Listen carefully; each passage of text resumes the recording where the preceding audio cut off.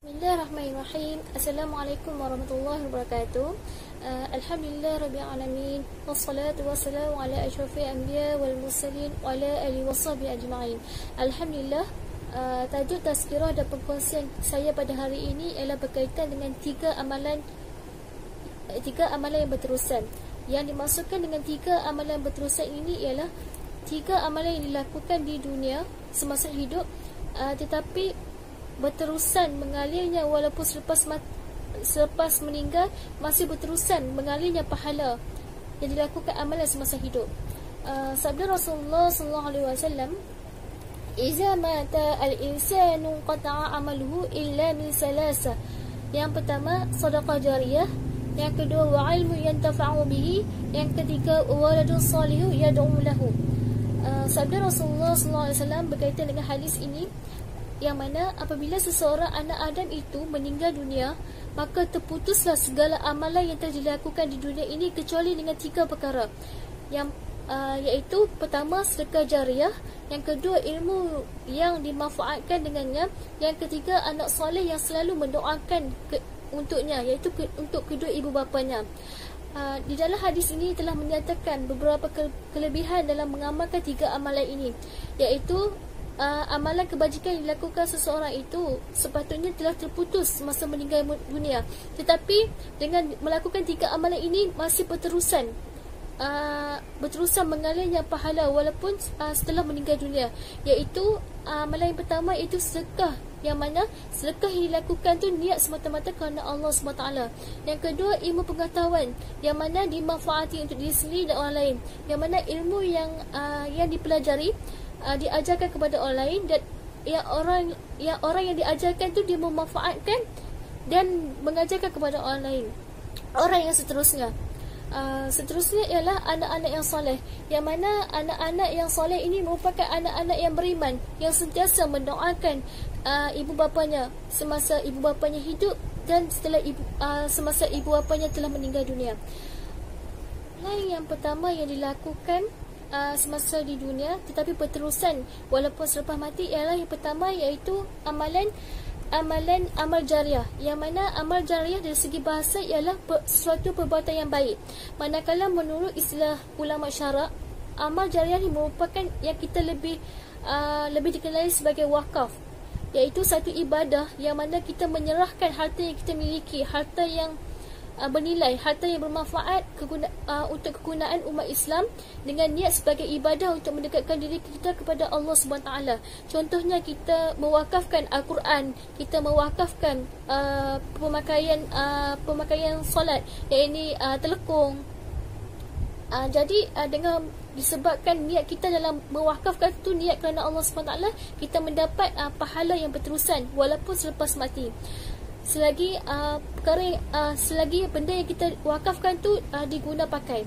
Hukum dalam melakukan amal jariah ini ialah sunat.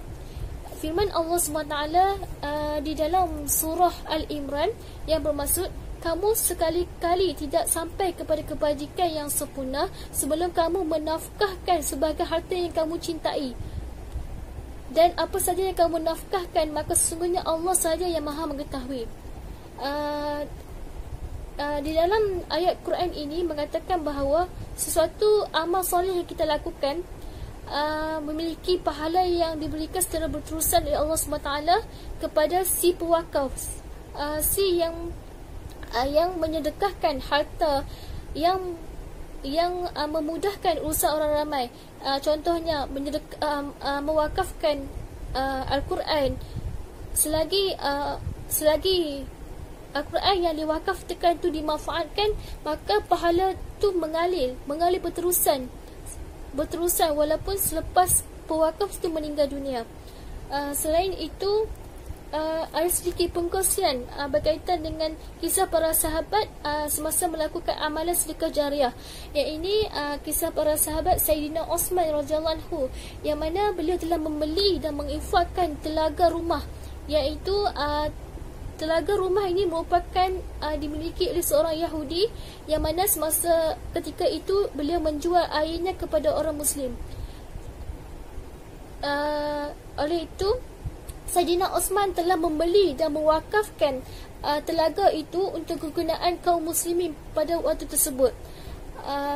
Dan beliau telah mendengar bahawa sebelum kisah beliau membeli dan mewakafkan telaga ini, beliau telah mendengar bahawa baginda Rasulullah SAW bersabda, sesiapa yang membeli telaga rumah ini, telaga ar-rumah ini, dan mewakafkan airnya kepada orang-orang Islam, dia akan diberikan pahala berdasarkan timba air yang sedekahkan itu, dan kelak dia akan meminum air dalam syurga. Okey, berdasarkan berdasarkan kisah para sahabat yang saya nyatakan tadi, dapatlah kita dapat melihat kelebihan-kelebihan apabila kita melakukan amal jariah yang berbentuk sedekah. Yang mana antara kelebihannya, sedekah ni akan membuka pintu-pintu kebaikan dan menutup pintu-pintu kejahatan. Yang kedua, dengan kita niat ikhlas bersedekah itu, ia akan meringankan kesusahan dalam kehidupan. Yang seterusnya, harta orang yang bersedekah ni tidak akan berkurang walaupun sedikit, malah akan bertambah keberkatan dalam hartanya. Seterusnya, dengan bersedekah ni kita akan terhindar daripada kesukaran, daripada bala, dan kita diberkati umur yang berpanjangan. Seterusnya, dua amalan lagi ialah amalan ilmu yang dimanfaatkan dan anak yang soleh. Yang mana ilmu dimanfaatkan ialah ilmu yang kita pelajari, kita manfaatkan dalam kehidupan seharian dan kita ajarkan kepada orang lain. Hal ini kerana menuntut ilmu ni merupakan satu yang digalakkan. Tidak kira lah ilmu pengetahuan itu berbentuk ilmu agama ataupun ilmu saintifik ataupun ilmu ekonomi. Ia merupakan dinamakan ilmu yang dimanfaatkan, perlu dipelajari dan diaplikasikan dalam kehidupan seharian.